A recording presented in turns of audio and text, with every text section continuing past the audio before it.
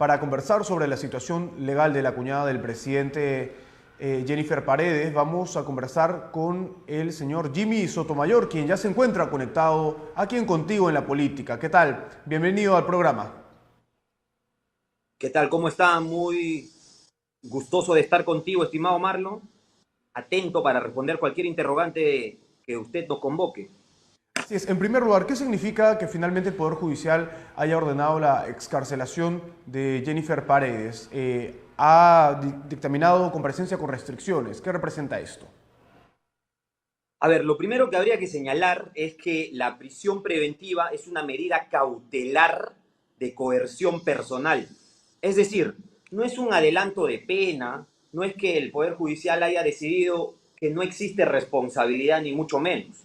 Simplemente lo que ha señalado en revisión la sala del Poder Judicial es que Jennifer Paredes debe llevar su proceso en libertad, pero con medidas restrictivas.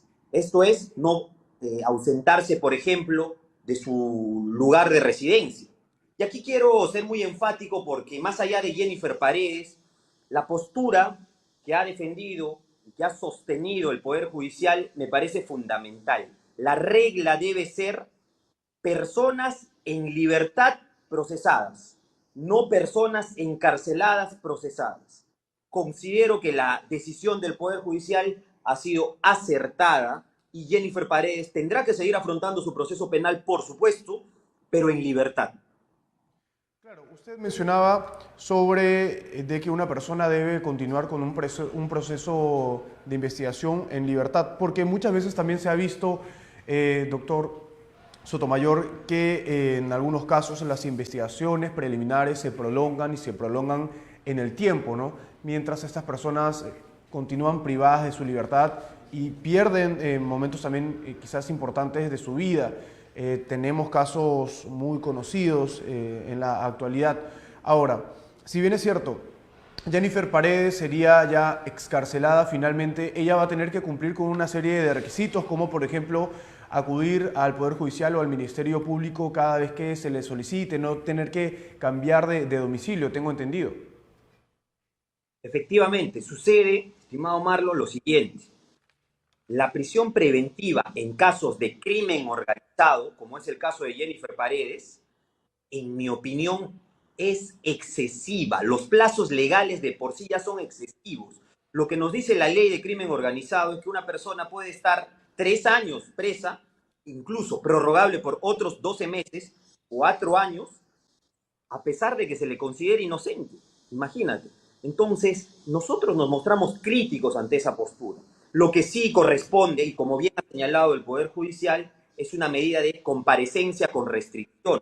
No es que Jennifer Paredes va a huir ahora de la acción de la justicia. No, lo que el Poder Judicial ha dicho, si bien es cierto, existe cierto grado de peligro procesal, ya sea peligro de fuga o peligro de obstaculización a la actividad probatoria, esta puede ser disminuida y controlada con una comparecencia con restricciones, como por ejemplo acudir al Poder Judicial, acudir al Ministerio Público a todas las diligencias, firmar cada cierto tiempo, no moverse sin previa autorización del juez de su residencia. Y aquí quiero tocar un punto más, si me permites, por favor.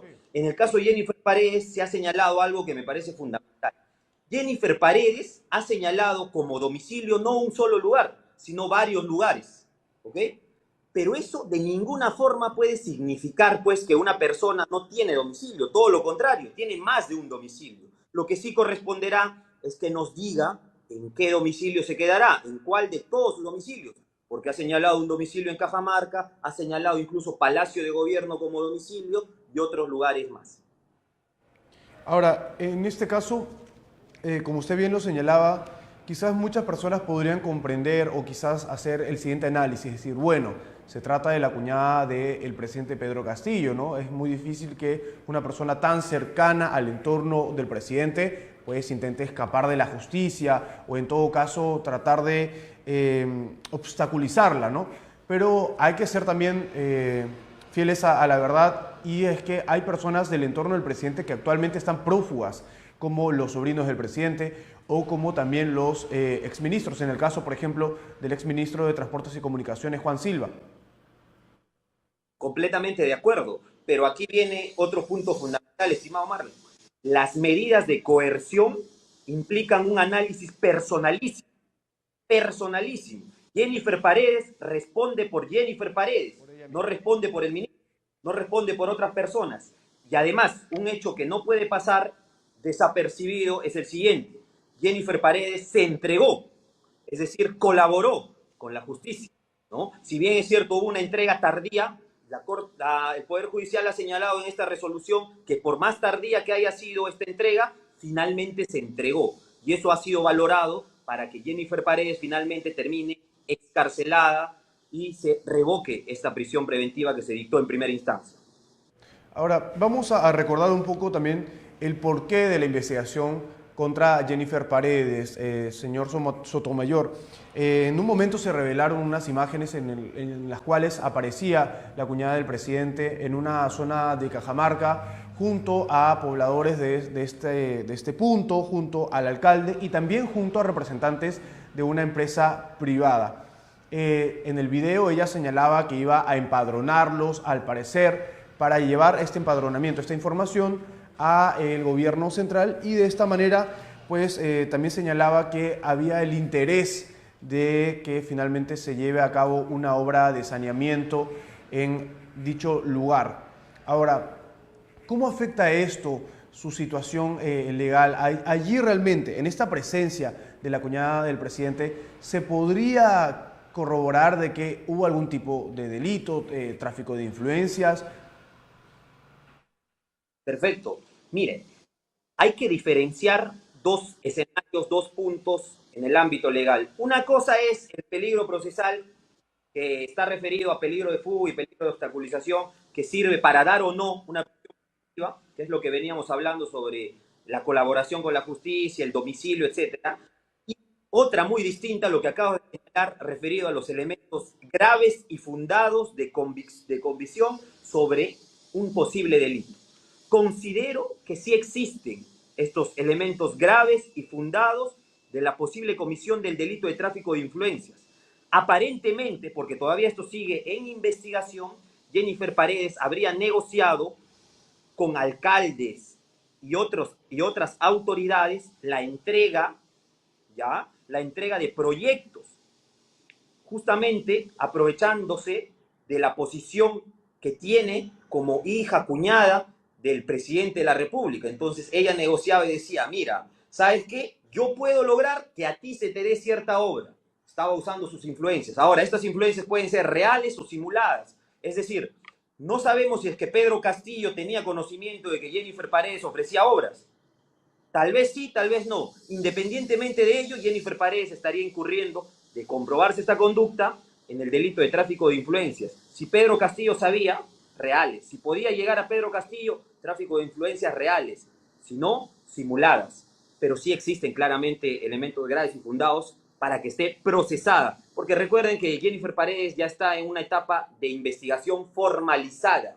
Entonces sí hay elementos, pero se tiene que seguir investigando porque además a ella se le investiga en el marco de una organización criminal. Ahora, precisamente en este caso, como usted bien lo explicaba, doctor, quizás se podría hablar del presunto delito de tráfico de influencias, ¿no? Hay una parte también que defiende la postura de Jennifer Paredes, señalando que ella está en su derecho de poder trabajar para una empresa privada, también está en su derecho de quizás llevar las necesidades o las preocupaciones de esta zona de Cajamarca al gobierno central. Sin embargo, llama especialmente y poderosamente la atención cuando se trata de la presencia de la cuñada del presidente junto a miembros de una empresa que posteriormente se corroboró que ganaron licitaciones con el Estado. Es ahí donde surge la suspicacia, doctor. Por supuesto, ese me parece un indicio más que revelador, de que Jennifer Paredes por lo menos tenía conocimiento de quiénes iban a finalmente abdicar, dar la obra. Por lo menos tenía conocimiento, ¿no? Y también este es un indicio que va a ser usado en contra de los funcionarios que finalmente dieron la buena pro para estas obras. Y estamos hablando de obras que tienen como presupuesto millones. Entonces, ahí se complica el tema para Jennifer Paredes y ella tendrá que demostrar, más allá del argumento de que puede ejercer seguramente su profesión en la actividad privada, cómo explica que las personas con las cuales se entrevistó finalmente terminaron beneficiadas en obras a cargo del Estado. Recordemos que el delito de tráfico de influencias tiene una pena no menor de 4 ni mayor de 6. No obstante ello, en el marco de una organización criminal, las penas se elevan significativamente. Justo preguntarle acerca de las penas también, mi siguiente consulta es sobre qué significa, digamos, cometer el delito de organización criminal. ¿Cuáles son esas características por las cuales pasa una persona para haber cometido este delito? Tiene que actuar justamente en complicidad con otras. Perfecto, pregunta más que pertinente. Lo siguiente, debemos establecer que la Corte Suprema ha señalado ya requisitos para entablar un proceso por crimen organizado. Habla de un primer elemento que es el elemento temporal, es decir, no tiene que ser una actividad aislada, tiene que ser una actividad perenne en el tiempo. Varias actividades. Tiene que existir un grupo de personas que realicen actividades ilícitas en el tiempo, no basta una. Segunda característica que ha señalado la Corte Suprema, la pluralidad de miembros, que es diferente, ojo, a la complicidad, ¿eh? Porque la complicidad sirve para un solo acto. En el caso de crimen organizado son varias personas que se organizan, por eso viene el nombre de crimen organizado, y se reparten funciones. Ese es el elemento funcional. Se reparten funciones claramente establecidas. Por ejemplo, Jennifer Paredes es la encargada de negociar y ofrecer estas obras. Pedro Castillo es el encargado de decirle al ministro de Transporte que le dé la obra a tal persona. Hay una división clara de roles y funciones que permanecen en el tiempo. Siempre tiene que tener un fin ilícito y siempre tiene que tener además el fin lucrativo. Todos estos elementos, en principio, aparentemente, se estarían cumpliendo en el caso Jennifer Paredes. Ahora, lo cierto es que respecto a esta posible excarcelación, hasta el momento el presidente Pedro Castillo ha decidido no pronunciarse, al menos en sus redes sociales. Quien no corrió con la misma suerte de la cuñada del presidente es el alcalde de Anguía, el señor quien va a continuar sobre todo preso hasta el momento. Sí, lo que sucede es, como señalaba al principio de esta entrevista, lo siguiente. Las medidas de coerción son personalísimas. Es decir, por más que se pida una prisión preventiva en un solo requerimiento contra varios procesados de un mismo hecho investigado, el análisis va a ser caso por caso. Yo entiendo que en el caso del alcalde, que no ha sido excarcelado, el Poder Judicial ha sostenido que sí existirían elementos que puedan señalar peligro procesal en sus vertientes, peligro de fuga o peligro de obstaculización. Es por ello que no le han dado la excarcelación al señor alcalde. No obstante ello, queda pendiente de presentar seguramente un recurso de casación para poder cuestionar esta decisión ya a nivel de Corte Suprema. ¿Usted considera, doctor, que el argumento, o en todo caso lo que había indicado en un momento la defensa de Jennifer Paredes, haya influido en esa decisión del Poder Judicial? Le pregunto, porque en su momento incluso señalaban que Jennifer Paredes tenía problemas de salud. Esto es algo que muchas veces utilizan como argumento las personas que llevan este tipo de procesos. Sí, mire, yo creo que lo que ha pesado finalmente en la decisión para excarcelar a Jennifer Paredes es, primero, a criterio del Poder Judicial en sala de revisión, que ella se haya entregado. Que ella se haya entregado ha sido bien visto por el Poder Judicial y ha señalado de manera clara que no podemos nosotros penar, no podemos nosotros sancionar a una persona que está colaborando con la justicia. Ese sería un mal mensaje para el ciudadano. Si tú te entregas, pues, es una señal clara de que estás colaborando con la justicia. Además de que ella tiene pues arraigo familiar. Por más que el plan familiar esté dentro de la investigación, tiene arraigo familiar. También tiene arraigo domiciliario, como te señalaba. El hecho de que ella haya señalado varios domicilios no quiere decir en lo absoluto que no tenga domicilios. Todo lo contrario, tiene más de un domicilio. Y el Código Civil, que se aplica de manera supletoria en este tipo de casos, señala pues que cualquiera de los domicilios debe ser refutado como válido. Entonces yo creo que esos han sido los elementos, más allá del tema de salud, que han pesado para la excarcelación de Jennifer Paredes. Doctor Sotomayor, desde su amplia experiencia, además usted que ha visto distinto tipo de casos, ¿cuál cree que sea la postura que va a tomar en una circunstancia como esta la defensa de la cuñada del presidente? Mire, la verdad es que lo que me ha sorprendido tanto de la defensa de Jennifer Paredes como de Pedro Castillo es que hasta ahora no nos han mostrado su estrategia. Lo único que se han limitado a decir es voy a guardar silencio. Esa en principio puede ser una estrategia que te va a durar un par de meses, en principio, pero no es una situación que te va a revestir o que te va a aguantar 36 meses de investigación, en lo absoluto. En algún momento, cuando se sigan destapando estos actos, estas diligencias, tendrán que declarar. Y hoy no queda clara cuál es la estrategia de Jennifer Paredes ni de Pedro Castillo. Habrá que esperar qué es lo que dice su defensa, ¿no? Que en mi parecer, hoy la única estrategia que tienen es guardar silencio. Justo preguntarle porque me imagino que usted habrá escuchado el último mensaje presidencial en el cual Pedro Castillo, además de invocar a la Carta Democrática Interamericana ante la OEA, también hablaba de tortura psicológica, de perseguimiento hacia sus familiares.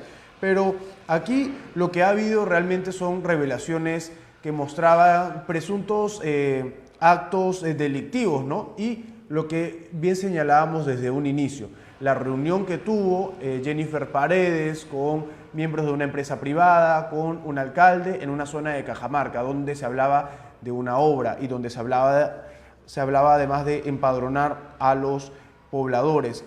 ¿Usted considera que quizás faltó autocrítica en el último mensaje presidencial? Por supuesto, y estimado Marlon, permíteme recordar una muy buena explicación del profesor Alfredo Bular en uno de sus artículos recientemente publicados que señalaba, que lleva como título "Cómo defender a un culpable". Y él narra la historia de un abogado que para defender a un culpable se debe hacer los siguientes actos. Casualidad, no lo sé, pero voy a narrar cuáles son los actos. Primero, victimizarse. Segundo, acudir al derecho al silencio. Tercero, ir por el tema de las formas. Cuarto, atacar el tema procesal. ¿Se puede o no se puede procesar a cierta persona? Quinto, y es lo que tú me mencionabas, victimizarse políticamente. Soy un perseguido político. Acudir a instancias internacionales. Señala Alfredo Bular, no lo señalo yo, señala Alfredo Bular que es la forma de defender a un culpable. Ahora, vayamos al caso Pedro Castillo. Completamente errada, pues, yo creo que es un manotazo de ahogado del señor Pedro Castillo el tratar de acudir e invocar a la Carta de la OEA. No corresponde, no está en peligro en lo absoluto la democracia en el Perú. Lo que sucede es que él no quiere que lo investiguen. Y claro, ahí habrá que entrar a otra discusión si es que corresponde o no corresponde investigarlo, si es que hay o no hay un vacío en nuestra Constitución. Pero eso de ninguna forma significa que esté en peligro la democracia de un país. Así es, precisamente junto a la producción vamos a mostrar también, porque vamos a pasar a un siguiente tema. Hemos analizado un poco sobre la situación legal de la cuñada del presidente Jennifer Paredes, quien podría ya ser excarcelada en las próximas horas. Ahora, hay otro tema que también se ha revelado y que ha mellado quizás un poco la gestión actual, en esta semana al menos, del presidente, y es sobre la situación del ministro de Salud, Jorge López, que después de que se revelaran, digamos, estos depósitos de miles de soles a la madre de sus hijos, su expareja, el presidente Pedro Castillo prácticamente en un tiempo récord decidió destituirlo a través de Twitter. Esto hasta el momento ha llamado la atención sobre todo de la oposición, ya que en ocasiones anteriores, doctor Sotomayor, hay que recordar que muchas veces han habido también cuestionamientos muy fuertes y muy graves con otros ministros, como por ejemplo el prófugo Juan Silva. En su momento hubo serios cuestionamientos contra el ministro de Transportes y Comunicaciones, cuando era ministro de esta cartera. Sin embargo, el presidente en ningún momento lo destituyó, lo que sí pasó ahora con Jorge López. ¿Esto es una estrategia de cara a la misión que va a enviar la OEA? Claramente es una estrategia, ¿no? Lo que sucede es que en el caso de ahora ex ministro de Salud, el tema está muy complicado. Él incluso da una entrevista donde da una explicación poco creíble. Vayamos al delito que estaría cometiendo o que habría cometido el ex ministro de Salud. Miren, él en su cargo de funcionario público se habría enriquecido aparentemente de manera ilícita. No sabemos de dónde provienen esos 100.000 soles. Él dice que es de su trabajo. Lo raro es que no lo ha declarado aparentemente y tampoco lo ha bancarizado como normal. Sí, tuvimos un problema de conexión. Vamos a retomar la conversación en breve con el doctor Jimmy Sotomayor. Estábamos hablando sobre las revelaciones que giran en torno al exministro de Salud, Jorge López. Exministro porque ha sido destituido casi después de que se conociera los depósitos de miles de soles a la madre de sus hijos. Además, miles de soles que hablamos por parte, y que ahí también va la gravedad del asunto, por parte de los funcionarios del despacho ministerial, de aproximadamente unas 5 personas que en diversos fajos de dinero pues acudieron a diferentes agencias bancarias para depositar a la expareja del ministro. Tenemos el pronunciamiento del presidente Pedro Castillo Terrones a través de su cuenta oficial de Twitter. Indica lo siguiente: ante los hechos propalados por un medio de comunicación que involucrarían al actual ministro de Salud y en aras de demostrar absoluta transparencia en mi gobierno, he decidido dar por concluidas sus funciones. Reitero mi compromiso de seguir trabajando por el país. Eso es lo que indicó en este pronunciamiento a través de Twitter el presidente Pedro Castillo. Señor Sotomayor.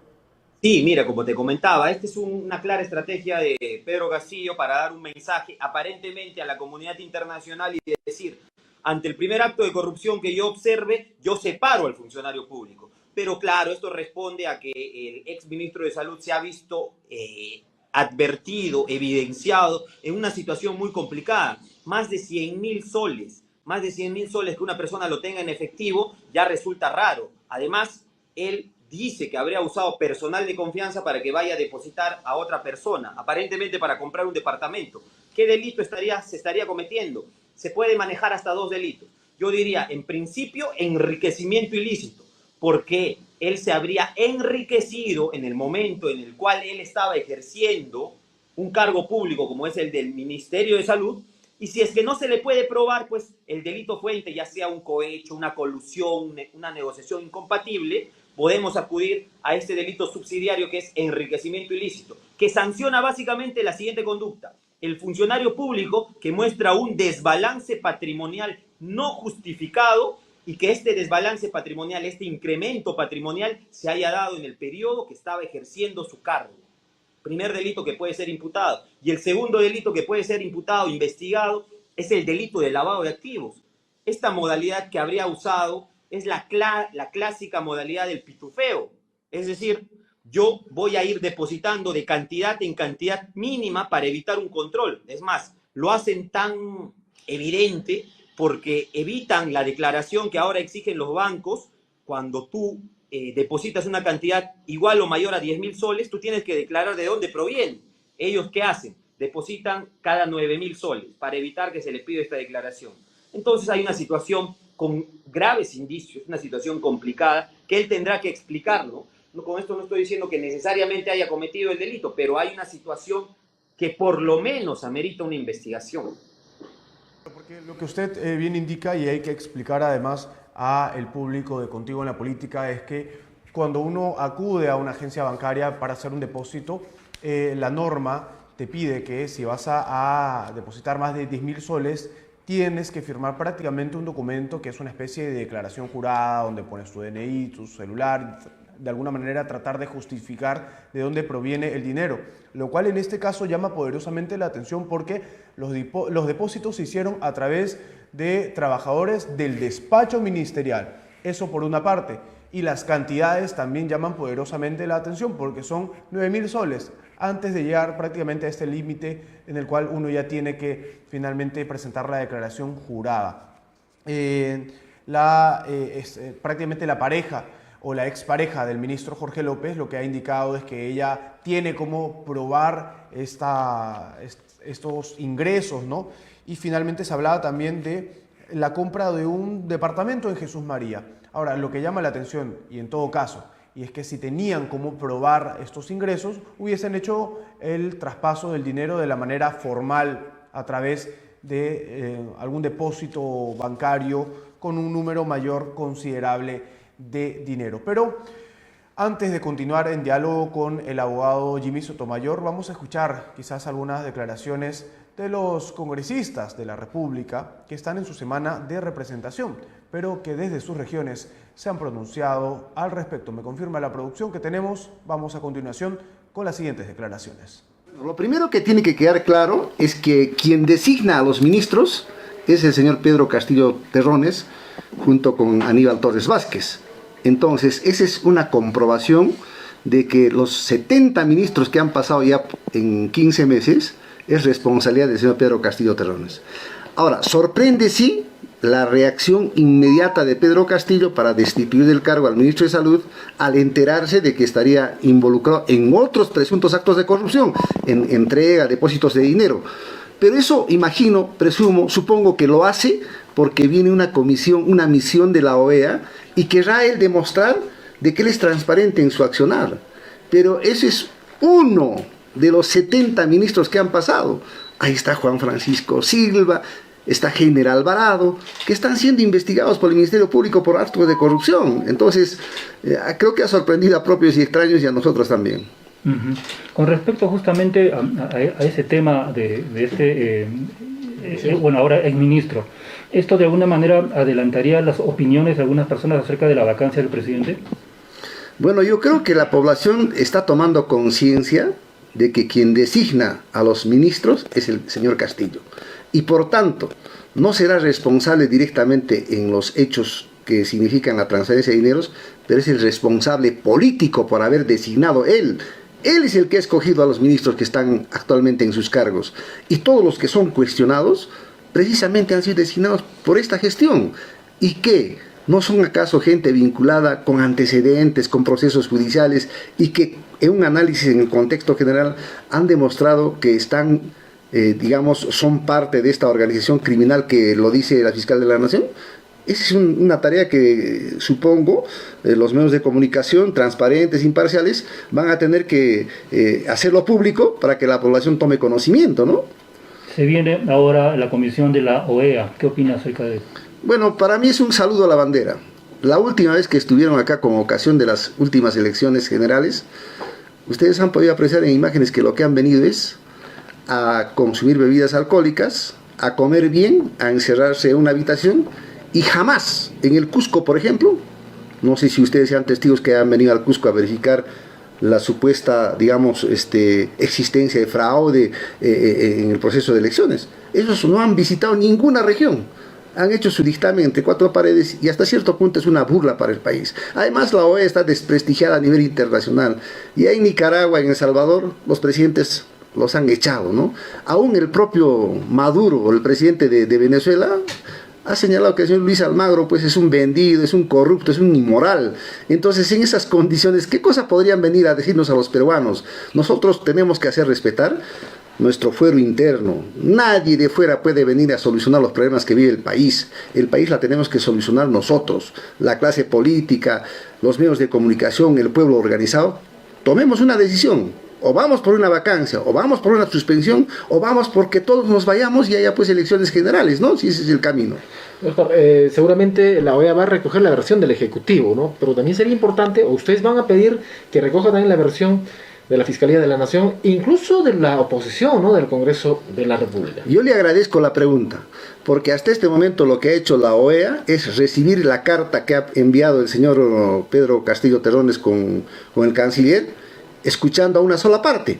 Y en esa carta lo que él dice es que hay una confabulación entre el Ministerio Público y el Congreso de la República para promover un golpe de Estado. Entonces yo creo que lo correcto es que si viene esa misión, converse pues con todos los involucrados, que converse con la Fiscal de la Nación para que le explique, ¿no?, qué es lo que ha ocurrido en esa acusación constitucional que consta de 375 folios, y también que converse con el Congreso de la República, que lo que está haciendo el Congreso es cumplir lo que la Constitución establece, interpelar a un ministro Censurar a un ministro es una facultad que tiene el Congreso de la República. Y criticar y cuestionar, fiscalizar fundamentalmente al presidente Castillo y a cualquier otro del Ejecutivo, es una misión, es una tarea, es una función propia del Congreso de la República. Entonces, ¿dónde estarían los excesos? ¿Dónde estaría la vulneración a un Estado democrático? Eso tiene que también señalarse y decirse. Con respecto a... Bueno, escuchábamos ahí declaraciones de los congresistas acerca y reaccionando a la destitución del ministro de Salud, Jorge López. Y vamos a mostrar a continuación aquí en la pantalla en Contigo en la Política el siguiente documento, Declaración Jurada de Ingresos, Bienes y Rentas. Este documento pertenece al exministro de Salud, donde consignó en su declaración jurada de este año la posesión de bienes por 125.000 soles. Pero le dio a su ex conviviente, a la madre de sus hijos, la señora Dervia Paza, un tomógrafo prácticamente de 273.000 soles como parte de pago de un departamento de estreno. Vamos a conversar y continuamos en conexión con el doctor Jimmy Sotomayor, especialista precisamente, y la pregunta es porque analizamos por una parte la situación del ministro, de los depósitos que además hicieron estratégicamente, al parecer, los trabajadores del despacho ministerial, ¿no? Sin sobrepasar los 10.000 soles, cifra en la cual ya uno tiene que declarar ante el banco, y también de una manera al parecer hasta sincronizada en diversas agencias bancarias. Pero hay otro tema que llama poderosamente la atención, y es que no solamente el depósito se hizo por parte de los trabajadores del Ministerio de Salud, sino también por parte de un empresario dedicado al sector salud. Estamos hablando del doctor Luis Quito. ¿Quién es el doctor Luis Quito? Conocido porque muchas veces para de repente las personas, o el público de Contigo en la Política, cuando uno acude a un hospital y quizás sorpresa, los equipos no están funcionando correctamente, no hay para hacer tomografías, etc. Siempre frente a un hospital va a haber un centro del doctor Luis Quito para que usted pueda pagar y hacerse estos exámenes o estos análisis. Esta misma persona, este mismo doctor es quien depositó a la madre y la expareja del exministro la cifra de 70.000 soles. Es lo que estamos viendo en la pantalla, en esta infografía. Doctor Sotomayor, ¿cuál es su opinión al respecto? Sí, mire, primero ahí hay que separar dos momentos, dos situaciones. Ojo que el ministro, en una de las declaraciones que él ha dado, aparentemente estaría confesando un delito. ¿Cuál? Y te voy a explicar. El delito de peculado. ¿Por qué? Él dice, yo le di a mis funcionarios de confianza cierta cantidad de dinero para que vayan y depositen a mi esposa. Pregunto, ¿acaso él no está usando a funcionarios del Estado para fines particulares? Ojo con eso. Se puede abrir una investigación por peculado. Y el segundo escenario, el segundo supuesto, es el hecho de que uno de los depositantes efectivamente se trate pues de un funcionario que se dedica al tema de la medicina. Ya hay que ver si es que esta persona se habría favorecido de alguna u otra forma con alguna contratación, con alguna licitación, porque se podría inferir esto como un indicio de un delito de colusión, delito contra la administración pública en el marco de la contratación estatal, 386 del Código Penal, o como un delito de negociación incompatible de parte del funcionario público. Entonces yo creo que la Fiscalía Anticorrupción va a tener que abrir investigación para que se investiguen estos supuestos.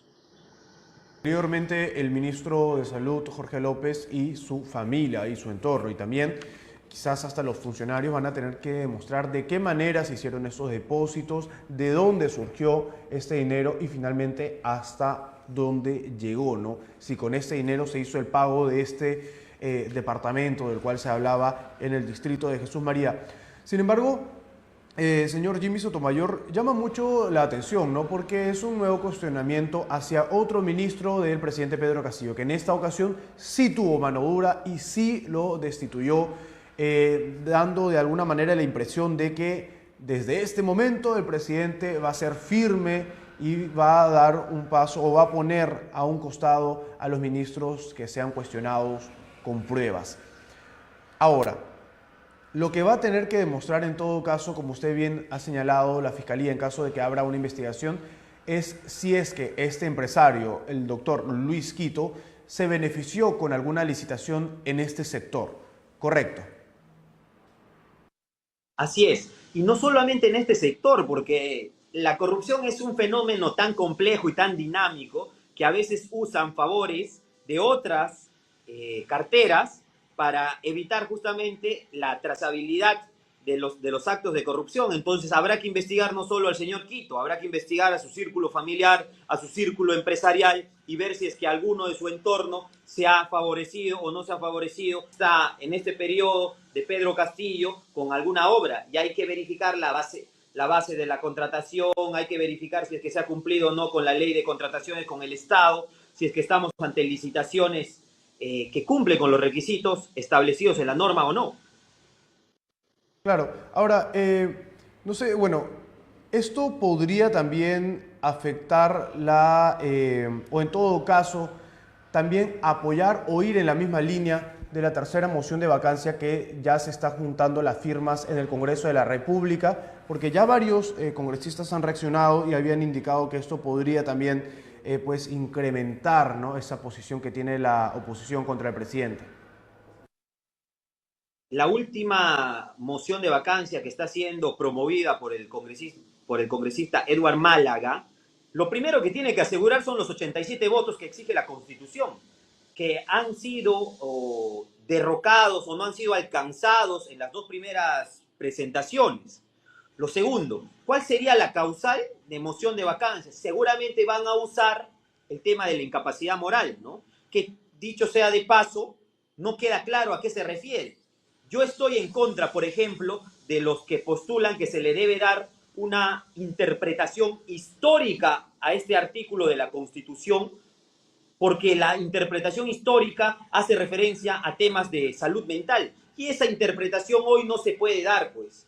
Las sociedades evolucionan, el derecho evoluciona, y asimismo la interpretación. Pero sí puede ser usado, considero, como una causal en el supuesto de actos graves de corrupción. Y aquí yo quiero ser claro y enfático. Qué raro, por lo menos, por usar una palabra suave, qué raro que todo el entorno, casi todo el entorno del presidente de la República esté involucrado en actos de corrupción y él no haya sabido nada. Por lo menos resulta raro. Y también resulta raro que hasta el día de hoy, incluso ya con una denuncia de parte de la Fiscalía ante el Congreso en contra del presidente Castillo, el señor Pedro Castillo, ni su defensa han señalado ningún argumento claro, contundente, para negar estas afirmaciones. No hay mejor defensa penal que, además de negar, te cuente una historia con hechos, con pruebas. Y eso no lo puede hacer aparentemente el señor Pedro Castillo ni su defensa, porque aparentemente no existirían, ¿no? Entonces simplemente están ahora cayendo en el tema de guardar silencio, atacar las formas, presentan tutelas de derecho, por supuesta vulneración al debido proceso, pero no nos cuentan cuál es la versión de los hechos. Por supuesto. Señor Sotomayor, le pido por favor que permanezca conectado un momento más con nosotros. Nos vamos a una brevísima pausa, pero continuamos con el análisis de la política aquí en el programa.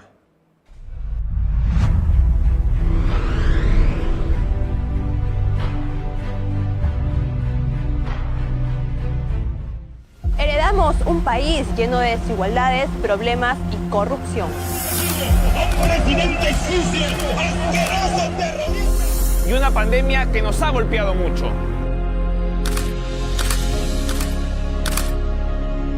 Pero eso no me impide trabajar por mi país. El amor por mi familia y por mi país ayudan a levantarme y a luchar día a día.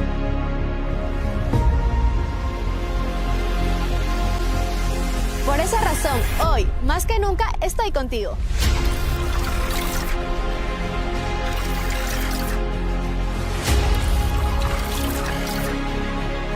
Trabajaré contigo. Emprenderé contigo. Lucharé contigo. Contigo TV, Contigo Perú, el canal de todos los peruanos.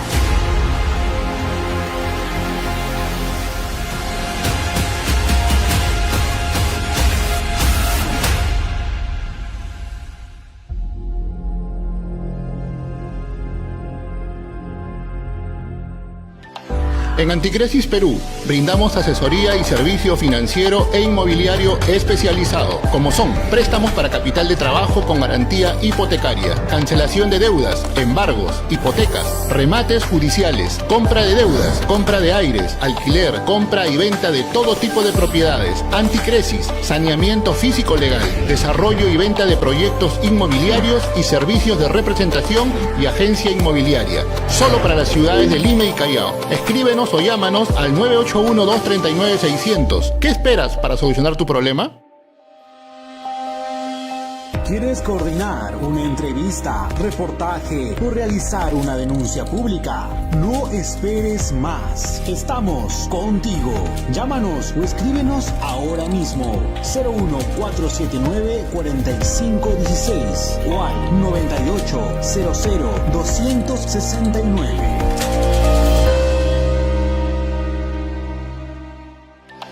En Anticresis Perú, brindamos asesoría y servicio financiero e inmobiliario especializado, como son préstamos para capital de trabajo con garantía hipotecaria, cancelación de deudas, embargos, hipotecas, remates judiciales, compra de deudas, compra de aires, alquiler, compra y venta de todo tipo de propiedades, anticresis, saneamiento físico legal, desarrollo y venta de proyectos inmobiliarios y servicios de representación y agencia inmobiliaria, solo para las ciudades de Lima y Callao. Escríbenos o llámanos al 981-239-600. ¿Qué esperas para solucionar tu problema?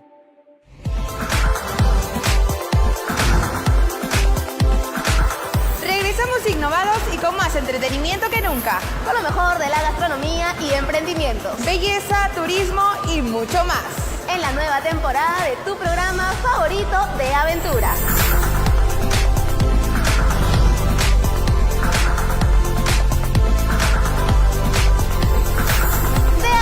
Conéctate los lunes, miércoles y viernes de 2 a 3:30 de la tarde. Con la conducción de Lucero Ruiz y Grecia Infante a través de la señal de Contigo TV, el canal de todos los peruanos. ¿Quieres coordinar una entrevista, reportaje o realizar una denuncia pública? No esperes más. Estamos contigo. Llámanos o escríbenos ahora mismo. 01479-4516 o al 9800-269.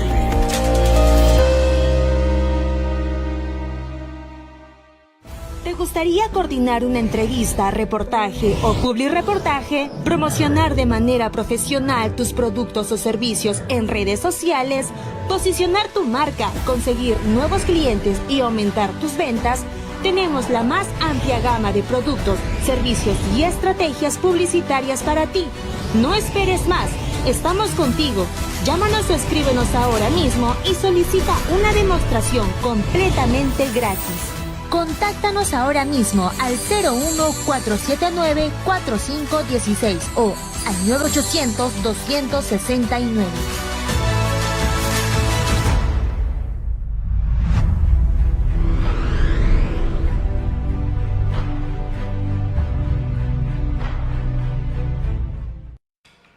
Continuamos aquí en Contigo en la Política y estábamos hablando un poco de la situación del presidente Pedro Castillo, luego también de la destitución del exministro de Salud, Jorge López. Estamos en conexión con el abogado Jimmy Sotomayor y quería preguntarle lo siguiente: ¿en qué situación se encuentra ahora la defensa del presidente Pedro Castillo luego de invocar a la Carta Democrática Interamericana ante la OEA?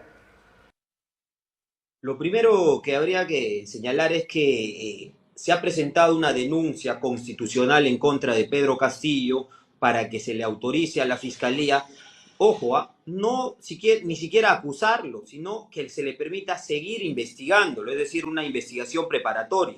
¿Qué es lo que ha hecho Pedro Castillo? En su criterio, esto afectaría a la democracia y ha acudido a la Carta de la OEA, un mecanismo internacional que solo debe ser aplicado de manera rezagada, excepcional, cuando esté en peligro nuestra democracia. Pregunto, ¿está en peligro nuestra democracia? La respuesta es claramente que no. Lo que está en peligro es su libertad, que es cosa diferente, ¿no? Y él tiene que defenderse, pues tendrá que defenderse, pero con las armas legales correspondientes, no acudiendo a organismos internacionales que no deben ser, por cierto, invocados en un escenario en el cual se está discutiendo un tema penal. Ahora, en este caso, respecto también a la denuncia constitucional presentada por la fiscal Patricia Benavides ante el Congreso, lo que hubo o lo que se dio, digamos, la impresión es que había una especie de carrera por ver quién inhabilita a quién primero, ¿no? Por una parte, la fiscal presenta esta denuncia constitucional contra el presidente ante el Congreso y por otra parte, abogados cercanos al congresista Guillermo Bermejo, hablamos de Raúl Noblecilla, Edgar Atencio, presentan también denuncias penales contra la fiscal. A esto se suma una denuncia constitucional del congresista Guillermo Bermejo, también contra la fiscal, y una tercera denuncia, también constitucional, por parte de la ministra Betsy Chávez contra la fiscal.